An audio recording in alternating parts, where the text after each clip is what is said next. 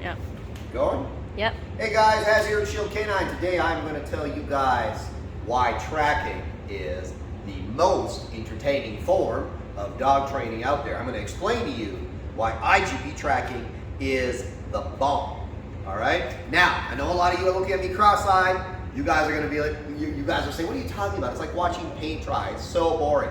And I counter with, so is golf, until you understand the rules of golf. That's why golf has such a cult following. Because if you don't know what you're looking at and you watch it, yeah, you go to sleep. But if you know what you're looking at, then it becomes a lot more entertaining because the aspect of competition comes into play. In my opinion, IGP tracking is the most complicated form of canine tracking to teach because it's so specific and it requires a somewhat unnatural level of micro focus on the track that you don't see in any other style of tracking.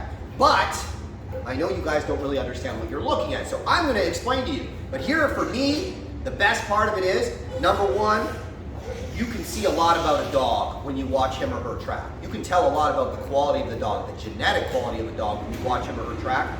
And you can see a lot about the trainer and what the trainer is capable of doing in their tracking when you watch a dog track in the IGP style. So, the best part about it though is on a given day, on trial day, you get to go, take all the work that you've done with your dog and compete against other trainers that have done that kind of work as well with their dog. You get to see whose training is best. You get to see whose dog is best. Of course, every dog has his or her day. There's dogs that'll have a bad day and dogs that'll have a good day. Believe me, I've been there too, right?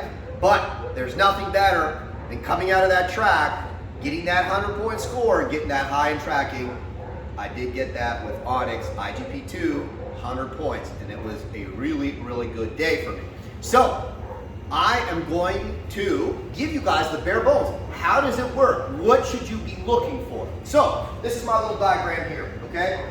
Now I know I released that little video of me and Carson on our dogs, Gage and Fasco tracking yesterday. I'm gonna link that video, right? And you can watch this first and then kind of go back to that video and watch that. And I released that video, I knew it wasn't gonna be that exciting because I know a lot of people are just like, boring, tracking, what the hell is going on? I don't get it. Whereas with obedience and protection, it's a little bit more obvious what's going on. So I'm gonna give you guys the bare bones. What is IGP, also formerly known as Schutzen, in case you're wondering what the hell I'm talking about with IGP tracking? What does it involve? Very bare bones explanation here, okay? So these little circles are footsteps, all right? Now, there's an IGP1, an IGP2, and an IGP3, okay? Every dog, when you trial, well, technically you get your BH, which is a temperament test and basic obedience test first. Then you start climbing the levels until you're at IGP3. When you're at IGP3, you are then eligible to compete in higher competitions with your dog, as long as you gain qualifying scores. And you can go all the way up to the WUSV or the FCI World or the FMBB World Championships, okay? So there's a lot of different international championships that you can compete at, regional championships and national championships. But generally you need to be at the IGP3 level to compete in those kind of games. But getting to IGP3 is actually not that, it is difficult, but it's, from my perspective, not that difficult. It's competing at that level in the higher trials that's really, really difficult. So, IGP3 tracking. This purple marker is going to represent the dog. We've got footsteps. So this is what footsteps look like, roughly, okay? And this is just a part of an IGP track. The tracks range anywhere from 200 paces to 500 to 600 paces. If you're getting an FH title, it's 1,000 paces, okay? So they can be quite long. They involve multiple corners, multiple articles. But just in an IGP1, for instance, it's going to be only 200 paces. And I think it's 2 articles now. They always change the rules. It's hard to remember. But they tried to make it really easy in the 1 because it's just a basic breeding title. And, you know, they don't want to make it super complicated. But once you get up to IGP3, especially when you're in the higher level competitions, tracking is quite complex. It involves, you know, 4 or 5 corners, so on and so forth. So, these are the footsteps. How is the dog pointed? What should the dog be doing? So, this is the start, all right? Now, I didn't put really a flag. Let's pretend this is the flag right here, okay? So there's gonna be a little flag right there in the ground, okay? The handler is going to bring they're gonna check in with the judge. They're gonna bring their dog up to the first footstep, okay? Or the first, the scent pad, that's what they call this part here, okay? and then the dog is going to be given the command to track, and the dog needs to start tracking right from here, and the dog needs to stay in these footsteps, okay? And he is being judged by how tightly he holds to the footsteps, but it gets a little more complicated. He can't just be in the footsteps. How deep is his nose, right? Is his speed, as he's tracking, is it a consistent speed, or is he getting faster, slower? Is he rushing, okay? Is he doing like a big snake where he's coming in and out of the footsteps, right? Is he doing one of these? Is he blowing corners and doing big circles and coming back? And how tight is he adhering to this track, right? Is he blowing like in the high levels? If he goes, and I know now it's getting a little messed up, so I'm going to change colors here, right? At the corner, is he blowing over the corner and then coming back, or is he staying deep in the track, right? Where's his nose? Is his nose in the ground, or is his nose elevated? Is his nose in the ground, then elevated, then in the ground? All these things matter. The ideal picture is a dog showing very strong concentration, okay? His nose low, in the track, as deep as possible, okay? You also, here's the other thing, right? Because back in the day, people said, okay, I need to make that picture. So what do? They put a lot of pressure on the dog.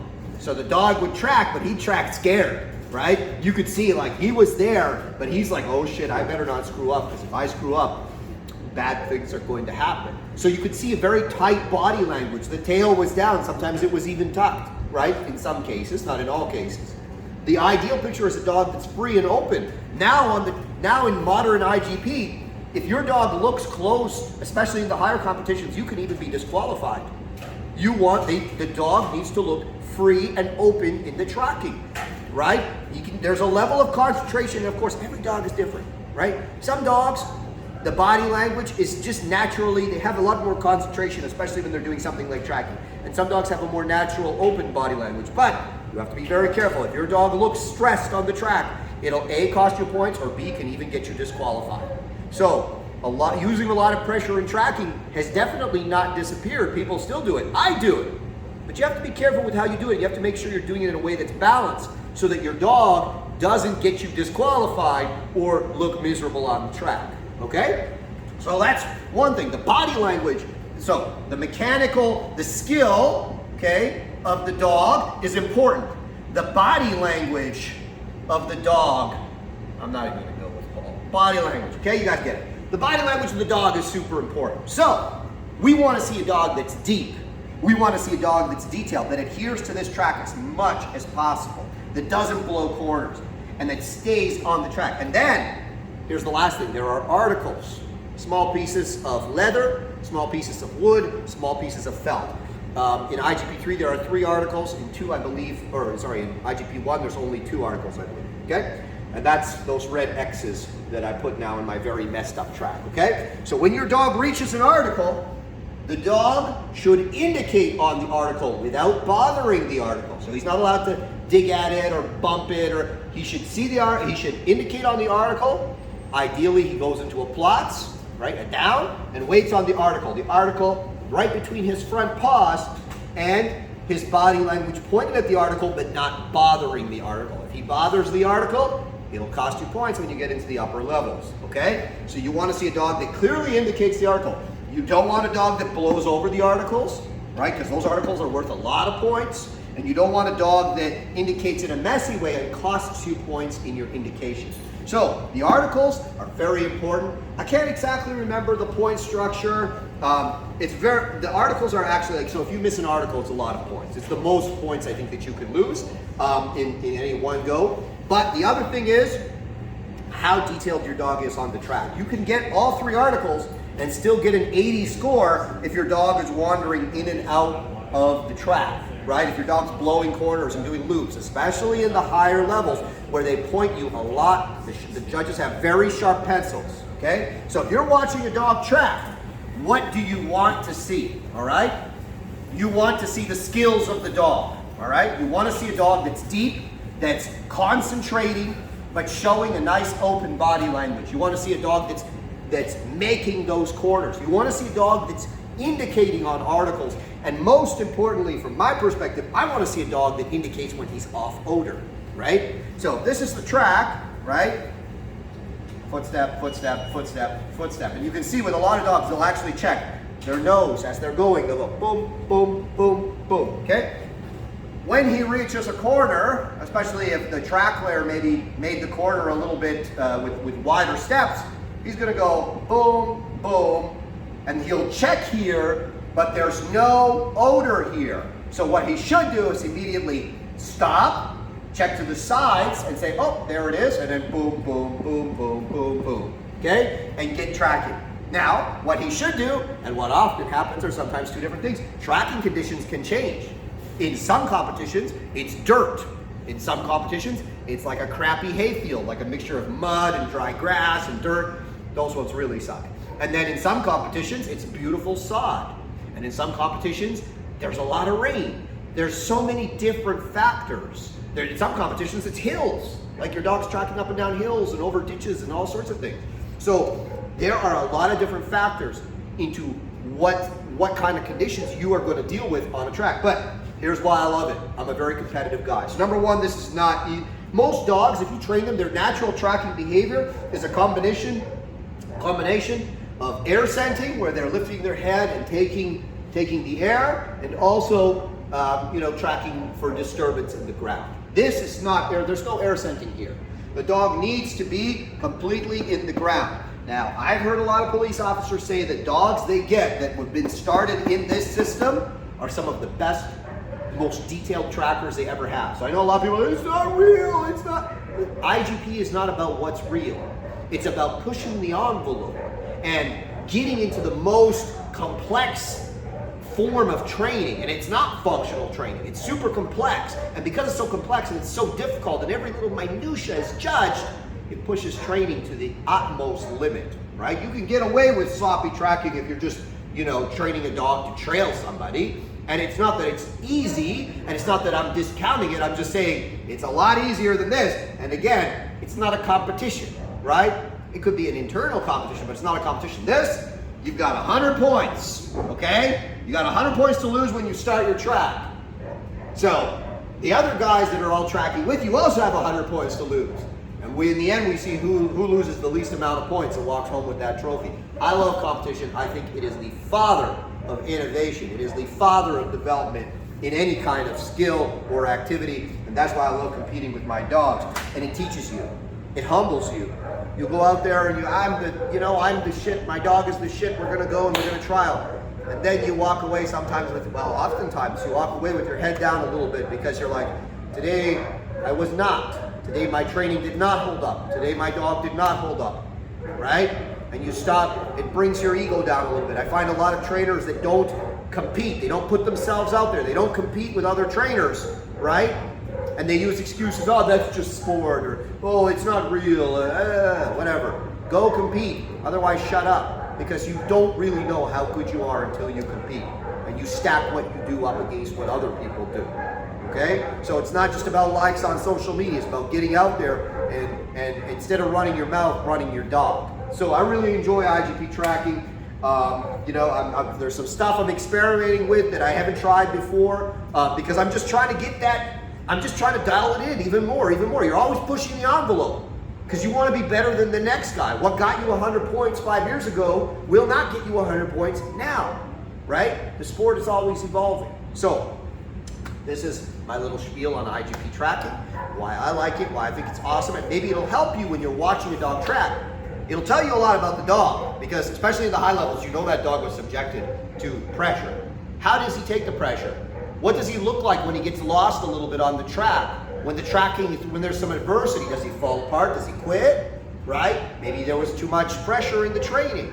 Or maybe it's a super strong dog. He tracks with his tail touching his back, and he's still very detailed and powerful, right?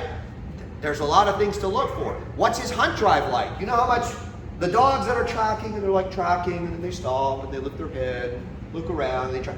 Tells me a little bit about the intensity. Yes, the training probably maybe wasn't always the best, but it also tells me a little bit about the natural intensity that the dog has for track. Because I've seen a lot of dogs with not the greatest tracking training, but super intense on the track because the dog has a very high level of hunting drive. He finds the act of tracking very rewarding, finding the food on the track. There's no food in competitions, by the way. There's no rewards of any kind in the competition. But of course, in the training, we use food. Some people use fault. There's a lot of different ways to go about it. So I hope you guys understand a little bit more about tracking, and you're starting to get a little bit interested in the complexity involved in training the track. And very soon, I'm going to be trialing my dog, Carson's going to be trialing his dog, and we're going to televise that for you guys. We're going to video that for you guys so you guys can kind of get a little bit of an example of what's going on. I also have a little video of my dog, Onyx, in his IGP2 track, right, where he earned 100 points. And I think I'll release that too on YouTube.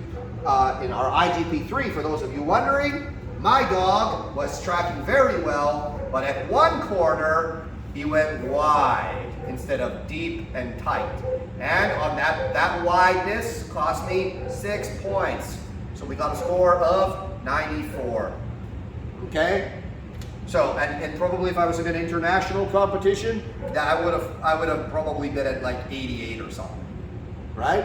So, just so you guys kind of get an idea of what mistakes cost you. Anyways, guys, thanks for watching. Like, subscribe, comment below. Give me some ideas. What do you guys want to see? And don't ask me for stuff I've already shown. You know, people are always asking me about things that I've already done videos on. Go back and look at our library. You know, a lot of these videos about, you know, making a dog bite for real, you know, obedience training, how we train our protection dogs. It's all over our channel. Ask me something different. If you want to train with us, you can train with us online. We have a suite of courses that are available, and we're going to be adding more soon. ShieldK9.ca. Check us out. Oh, one quick word about my sponsor, Eric Outdoor USA. They make these training pants that you see me wearing. Of course, they're always dirty because I'm always training in them. Check them out, ericoutdoorusa.com. Fantastic training gear. I really like to wear it when I train my dogs. It stands up well to all the punishment. Thank you for watching.